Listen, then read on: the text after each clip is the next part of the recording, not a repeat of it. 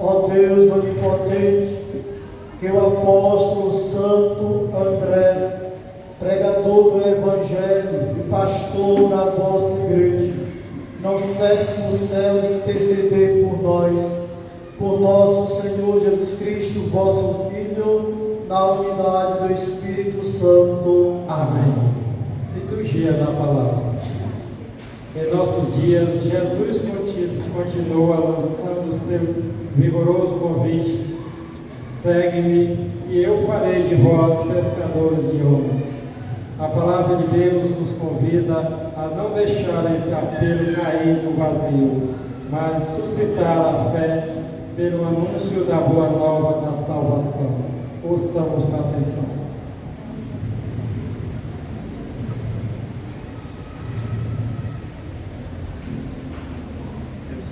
Leitura da carta de São Paulo aos Romanos. Irmãos, se com vossa boca confessardes Jesus como Senhor e em vosso coração credes que Deus o ressuscitou dos mortos, sereis salvos. É crendo no coração que se alcança a justiça, e é confessando a fé com a boca que se consegue a salvação. Pois a Escritura diz: todo aquele que nele crê não ficará confundido.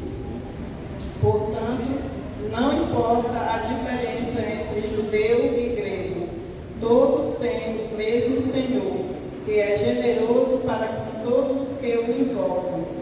De fato, todo aquele que invocar o nome do Senhor será salvo. Mas como invocá-lo sem antes crer nele?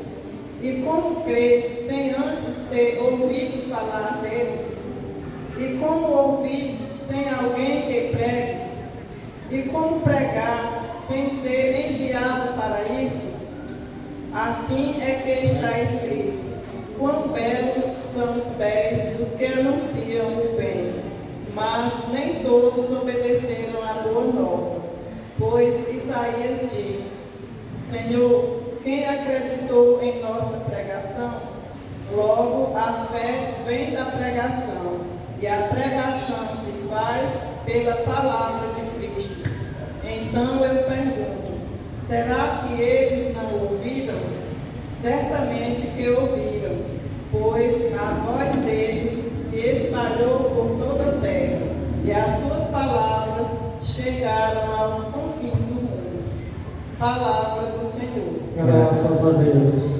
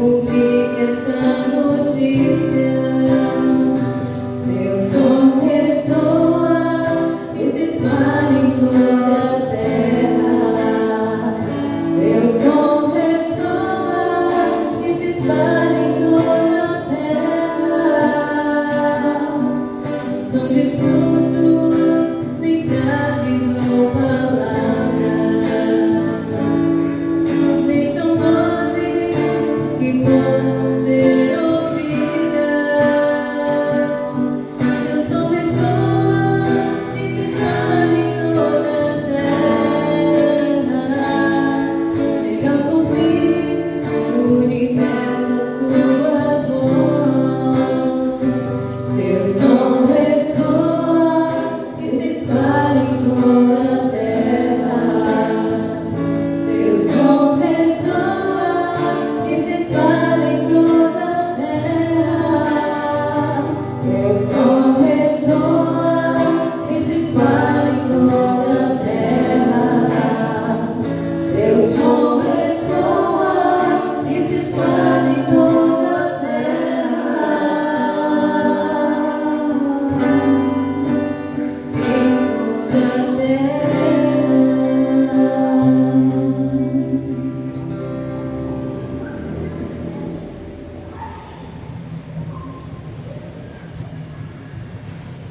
Podemos ficar de pé com muita alegria, aclamamos o Santo Evangelho.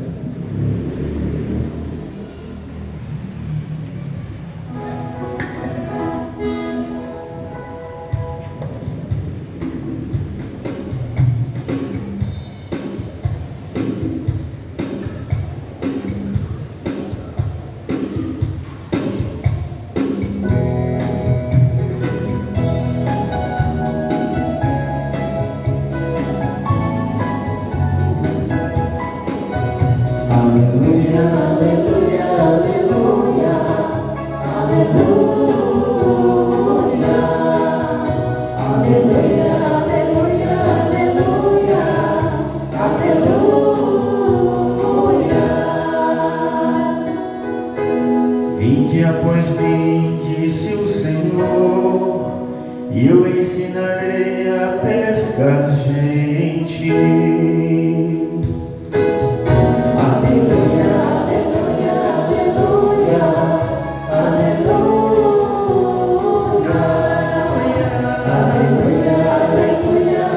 Aleluia, aleluia, aleluia, aleluia, aleluia, aleluia, aleluia, aleluia. O Senhor esteja convosco. Ele está no meio de nós. Proclamação do Evangelho de Jesus Cristo segundo Mateus. Glória a vós, Senhor. Naquele tempo, quando Jesus andava à beira do mar da Galileia, viu dois irmãos, Simão, chamado Pedro, e seu irmão André. Estavam lançando a rede ao mar, pois eram pescadores. Jesus disse a eles: segui-me, e eu farei de vós pescadores de homens. Eles imediatamente deixaram as redes e o seguiram.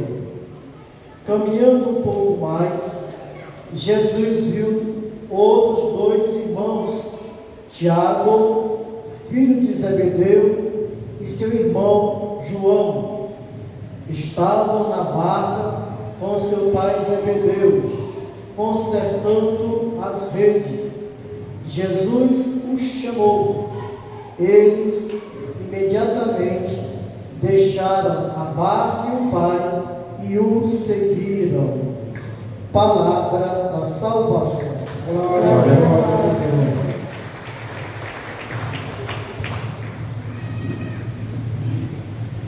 Caríssimo povo,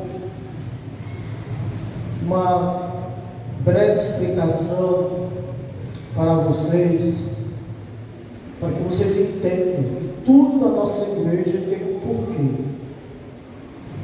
Dentro da liturgia da igreja, a nossa liturgia ela é muito rica em detalhes, em espiritualidade, em sabedoria. A igreja, quando ela foi organizar a sua liturgia, o calendário litúrgico, então a igreja ela criou um método baseado sempre na figura de Jesus, porque Cristo é o centro da fé da igreja. Ele é a pedra angular, é a coluna principal da igreja. Então, olhando para todo o Evangelho de Jesus, então a igreja ela colocou algumas cores litúrgicas. E as cores, elas têm o seu simbolismo, têm a sua mensagem. Não são simplesmente cores jogadas para cobrir o corpo do celebrante ou de alguém que esteja fazendo uma função litúrgica. Pois bem, hoje a igreja utiliza a cor vermelha, e dentro da liturgia a cor vermelha ela tem vários significados. Ela está ligada ao Espírito Santo pela figura do fogo, pelo simbolismo do fogo que representa o Espírito Santo. Nós sabemos o que é que o Espírito Santo faz na igreja, desde a descida em Jerusalém, no dia de Pentecostes. A cor vermelha também representa, né, os mártires, homens e mulheres, os santos mártires, aqueles que foram perseguidos, aqueles que foram torturados, aqueles que foram assassinados. Então, quando a igreja, quando vocês olham que um dia o padre está usando verde, ontem era o verde, hoje é o vermelho. Então, porque hoje o apóstolo e santo, que a igreja celebra hoje, é Santo André, e ele foi martirizado. Ele foi martirizado. Se ele tivesse morrido de morte natural, seria um branco. Mas como ele foi martirizado, ou seja, alguém judiou deste santo, alguém fez mal a esse apóstolo, alguém o violentou, alguém o machucou, alguém desejou que ele renunciasse a sua fé, que ele renunciasse ao seu batismo. E André, convicto do seu batismo, convicto da sua fé, porque ele sabia que Jesus, ele tinha plena fé, plena certeza de que aquele homem que o chamou, quando ele estava lá no mar pescando com seu irmão Pedro, aquele homem que o chamou, de fato era o Messias, e que valia a pena passar por todo tipo de sofrimento, por todo tipo de insulto, por todo tipo de calúnia, por todo tipo de difamação, por amor a este homem, por amor à mensagem, por amor ao projeto de Deus realizado definitivamente na pessoa de Jesus. Então vejo que a história dos mártires, homens e mulheres, embora tenham ocorrido há vários séculos, mas a igreja celebra com entusiasmo pastoral. Então a igreja, ela celebra para não esquecer, para nos relembrar que ser cristão verdadeiro, assumir o nosso batismo, é colocar também a nossa vida em risco, não por amor ao pai, não por amor à mãe, não por amor ao amigo, não, mas por amor ao Evangelho de Jesus. Porque muitas vezes na própria família as pessoas encontram resistência.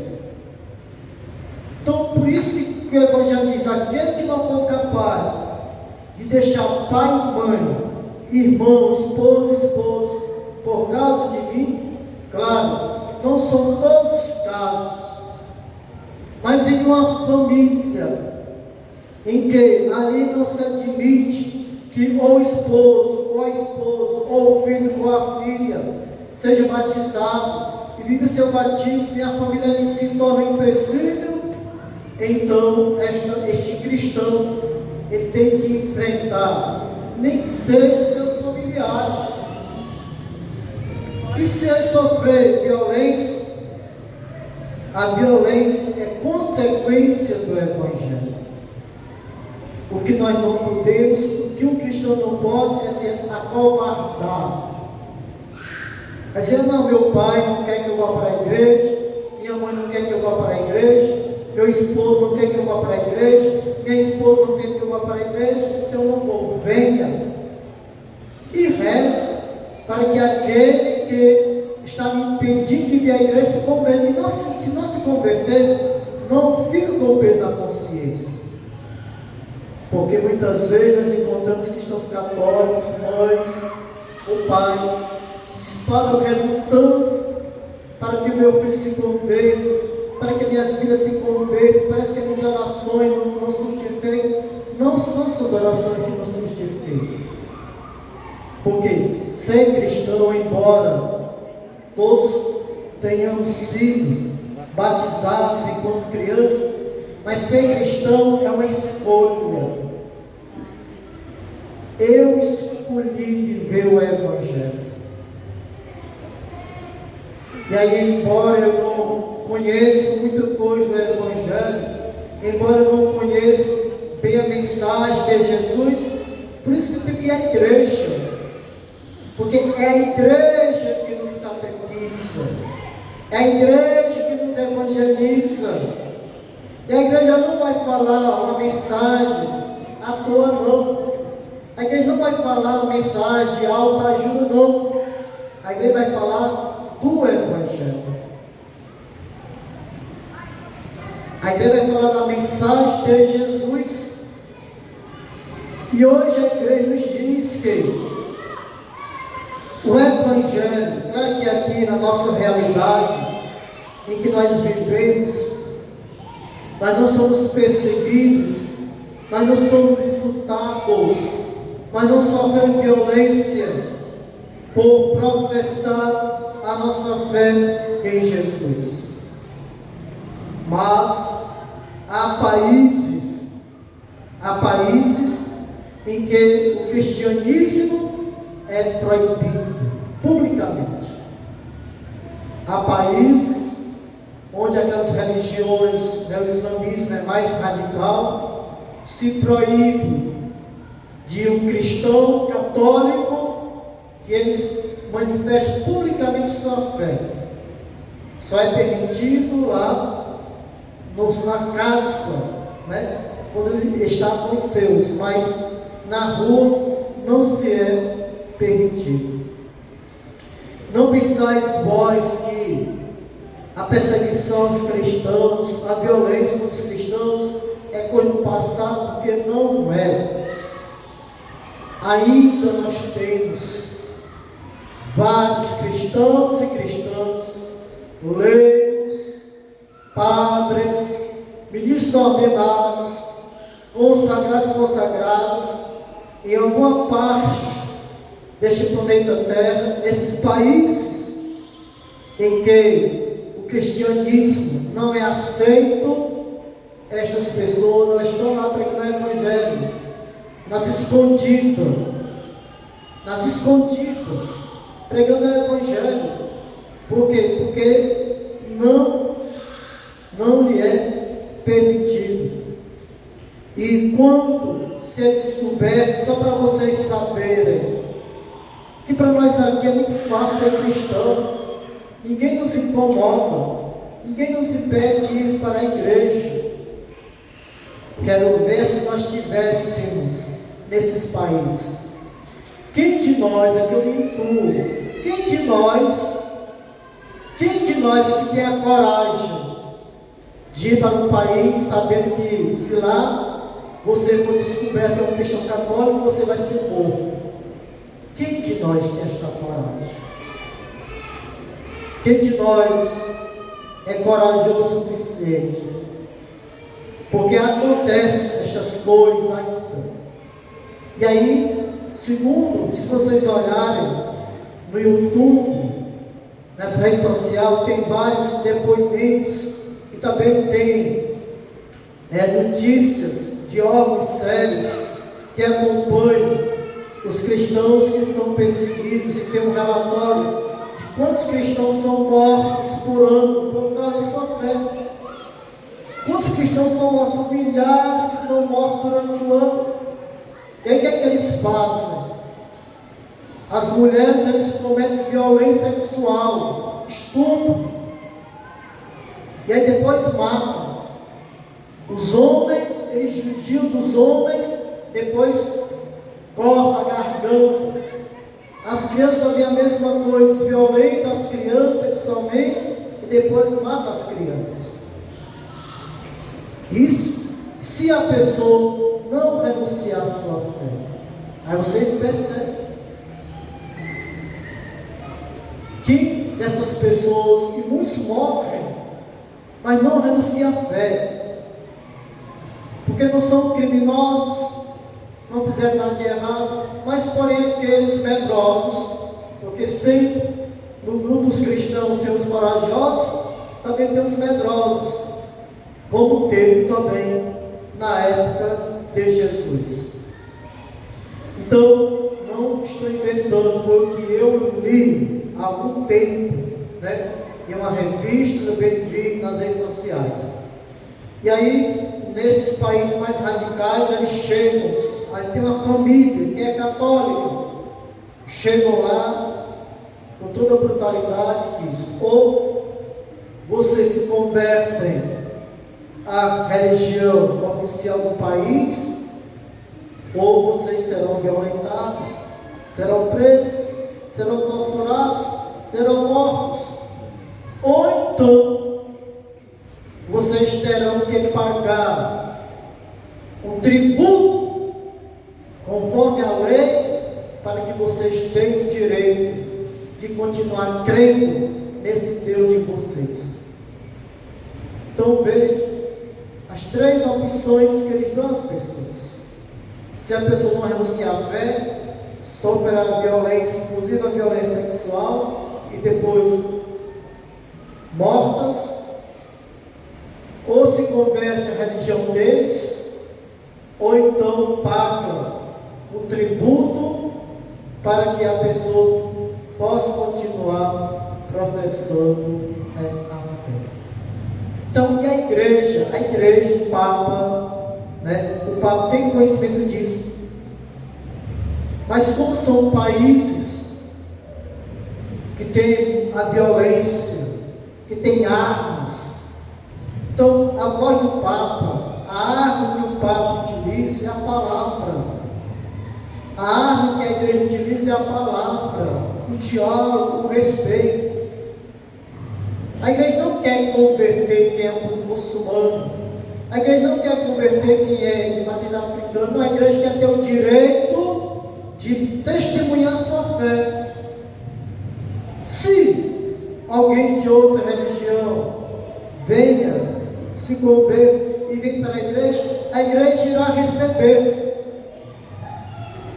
Mas a igreja, assim como os apóstolos, tem esta responsabilidade, porque Jesus diz: ide por todo o mundo, a todos pregai o Evangelho. Então é responsabilidade da igreja, assim como foi responsabilidade do apóstolo André. O Espírito Santo enviou e ele não recuou. Medo ele teve, provavelmente, porque o apóstolo também é pessoa humana, como nós também somos.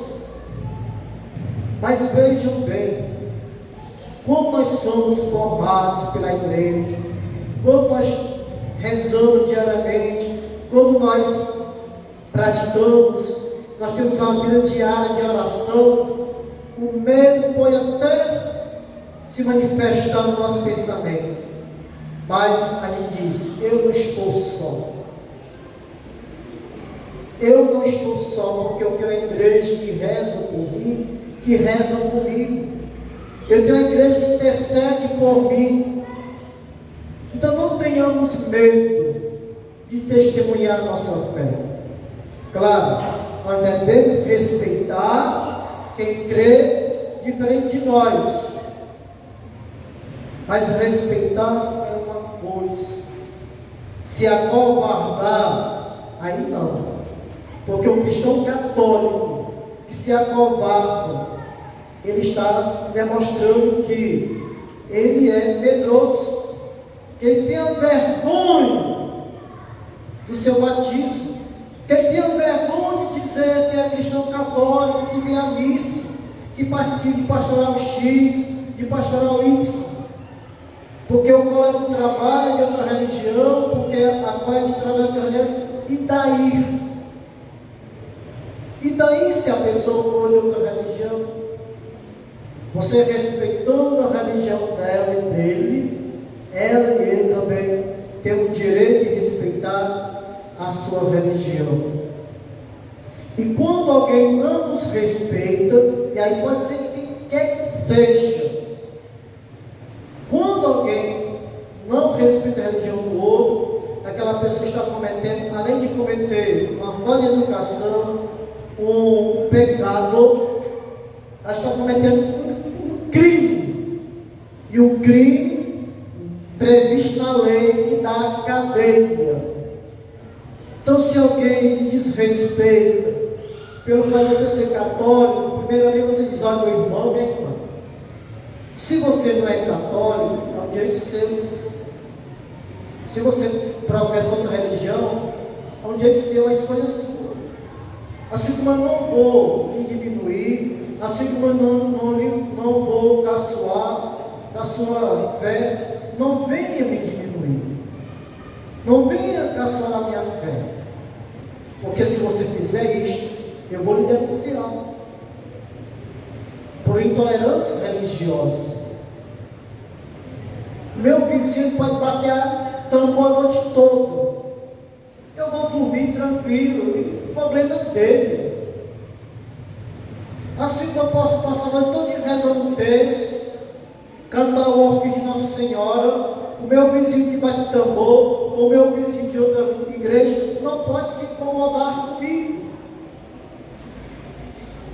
Porque a fé, cada um tem o direito de professar a sua fé.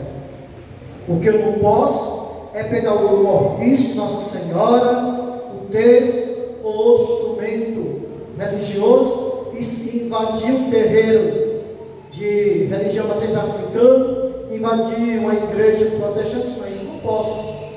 Isso é intolerância religiosa. Como nenhum protestante pode entrar aqui, embora a igreja não proíbe ninguém de entrar. Um protestante pode entrar aqui? Pode.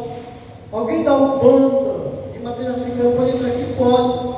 Mas deixe que entre e não desrespeite a fé. Se quiser ficar sentado para ouvir o que o padre vai falar, não tem nenhum problema, ninguém vai impedir.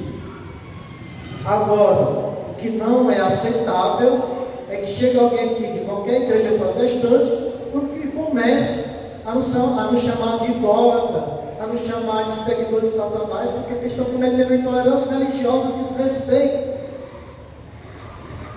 Então, assim como nós não podemos chegar ao terreiro de Umbanda e sair aspergindo água benta, expulsando os capetas, porque é um direito das pessoas crerem nas entidades, nos guias dela, é um direito delas. Elas também não podem chegar. Eu digo isso porque, e aí o padre não errou, porque assim, eu sempre costumo dizer, respeito todas as religiões. Eu tenho familiares que são de outras religiões, por mim não tem nenhum problema. Eles me respeitando, eu respeitando eles, para nós estamos na paz. Mas eu não aceito. Pode ser meu irmão de sangue. Eu não aceito ser desrespeitado na minha forma de crer. De jeito nenhum. Aconteceu, acho que no estado do Rio de Janeiro ou na Bahia, uma jovem, uma adolescente de matriz africana, acho que é do Candomblé, e ela foi toda naquelas vestes, né, que eles utilizam, próprio da religião delas. E aí ela entrou na fila da comunhão. E o padre não deixou que ela comungasse. Aí pronto, aí foi as televisões, as pessoas chamaram o padre, que o padre cometeu intolerância religiosa, porque o padre não cometeu intolerância religiosa. Aí aqui é que a gente tem que saber. O fato de alguém crer diferente da gente, a pessoa não está impedida de vir entrar na igreja. Agora, o que a pessoa não pode é participar da mesa eucarística. O padre agiu corretamente.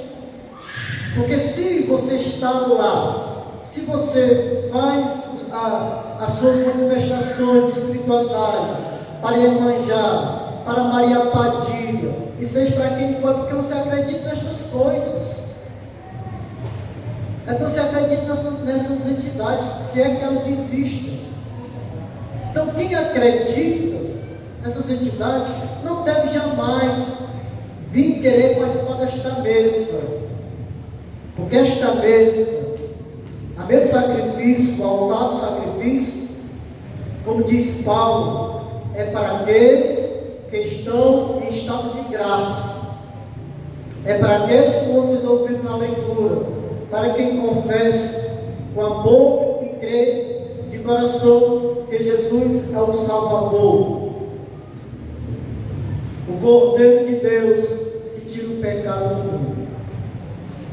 Então, isso se chama respeito, isso se chama colocar as coisas nos seus devidos lugares. De repente, um católico pode ser convidado para uma festa de amizade, para um casamento ou para alguma festividade de outra igreja, vá. Aí tem os protestantes que fazem, que chamam a Santa Ceia.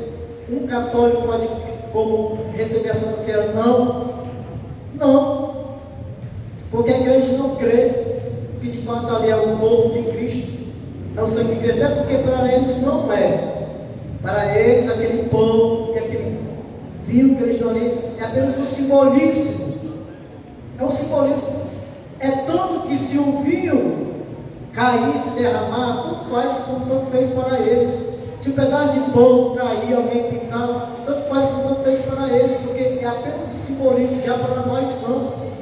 O corpo, o pão que é consagrado, o vinho que é consagrado para a igreja católica, mesmo que muita gente não consiga entender e compreender, mas a fé da igreja diz que verdadeiramente ali é o corpo de Cristo, verdadeiramente ali é o vinho, aquele vinho é o sangue de Cristo. É intensificar nem que seja uma minúscula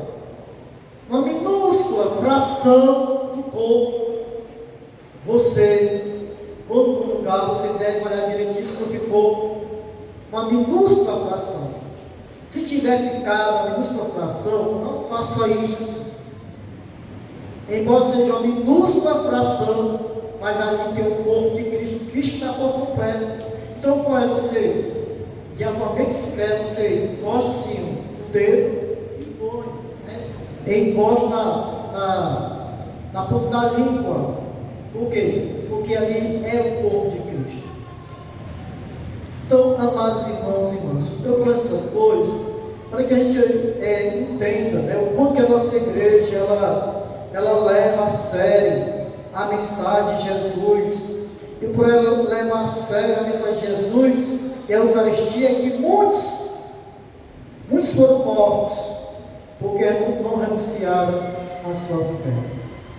Então peçamos a Santo André que ele interceda por todos os que são perseguidos por causa do Evangelho, os que são odiados por causa do Evangelho, e que ele interceda também por cada um de nós, para que nós sejamos também corajosos. E para concluir, uma palavra aqui para os familiares da senhora Geralda Leitão de Araújo, que há 7 dias fez sua Páscoa definitiva. O que diz a palavra de Deus entre vários textos bíblicos? Citarei 2. O episódio de Jesus com Lázaro. Nós bem sabemos que Jesus era discípulo de Lázaro, Marta e Maria. E quando Jesus soube, avisaram a Jesus que Lázaro estava doente. E Jesus foi em direção à casa desses 3 irmãos. Só que quando Jesus chegou lá, já havia sido sepultado. Já fazia 4 dias que ele estava sepultado. Marta chora, Maria chora, Jesus chora. E Marta fala para Jesus: Senhor, se tu estivesse estado aqui, meu irmão não teria morrido. Mas sei que ele ressuscitará no último dia. E aí Jesus percebeu, de certa forma ali, um pouco de incerteza de Marta. Jesus disse: Marta, Marta, teu irmão não morreu. Teu irmão há adormece, teu irmão ressuscitará. Marta, Marta, eu sou a ressurreição e a vida. Quem crê em mim, mesmo morrendo, mesmo adormecendo fisicamente, o sono da morte, ressuscitará no último dia. Pois eu sou a ressurreição e a vida. Então eu sei que é doloroso perder quem nós admiramos, quem nós amamos, porque é uma dor, é uma ausência que nos acompanha diariamente, desde o momento da partida da pessoa, todos os dias. Nós lembramos, seja através de um conselho, de uma história, de um sorriso, de uma canção, de uma comida, nós lembramos daqueles que já não estão mais entre nós. Mas a igreja diz, maior do que a dor da ausência, a dor da saudade, deve ser a certeza. Embora no nosso coração nós tenhamos muitas dúvidas, mas não, as nossas dúvidas, meu povo, não anulam, as nossas dúvidas não anulam o poder da palavra de Deus. A certeza de que Jesus é a ressurreição e a vida. Quem crê nele, um dia eu irei morrer, e todos vocês também irão morrer. Mas só que nós iremos adormecer. E no tempo de Deus, nós seremos despertados. Não para voltar para este mundo, não para ocupar o mesmo corpo. Nós seremos despertados para a vida eterna, se assim Deus achar que nós somos merecedores. Por isso você costuma dizer, a igreja recomenda que se reze pelos falecidos, isso é válido. Mas quem já morreu não sofre mais nenhuma interferência deste mundo. Agora, eu e vocês, nós, enquanto vida nós tivermos, nós vamos estar sujeitos a passar por muitas turbulências, assim como nós passamos por momentos de alegria, momentos de paz, momentos de felicidade, momentos de espiritualidade com Deus. Nós também podemos passar por provações, por tormentos, por situações dolorosas que nos causam dor, que nos faz pecar. Por isso, o esforço para nós todos os dias pedir a graça de Deus, para que nós sejamos pessoas boas. Porque a maior riqueza, e aqui é a visão pessoal minha, a maior riqueza que nós podemos deixar alguém é quando nós morrermos, a pessoa dizer, morreu, mas era uma pessoa boa. Só isto já vale a pena. Nós não precisamos de muitos adjetivos, não. Morreu, porque chegou um momento, deixou saudade, deixa, mas era uma pessoa boa. Porque é muito triste quando a pessoa morre e algumas pessoas dizem, já foi tarde, é um alívio. Isso é muito triste. Isso é muito triste. Mas quando você é uma pessoa boa, você morre, a pessoa diz, meu Deus, foi tão cedo, não importa a idade, foi tão cedo, era uma pessoa tão boa, fazia bem a tanta gente, era um bom vizinho, era uma boa irmã de caminhada, uma boa mãe, uma boa esposa, e assim por diante, uma boa colega de trabalho, um bom colega de trabalho. Então, para terminar, seja qual for as lutas que nós traçamos no nosso dia a dia, vamos lembrar, no fim de tudo, o que vale é se a nossa história de vida tenha mais fatores positivos de bondade do que fatores ruins. Então que Deus acolha na morada eterna, cada vez mais, perdoe seus pecados, purifique a sua alma, a senhora Geraldo Leitão de Araújo, e a vocês familiares, vocês rezem e conservem no coração de vocês os bons momentos, momentos inesquecíveis que juntos ela conviveu com vocês. Fiquemos em pé e apresentemos a Deus Pai as preces da Assembleia.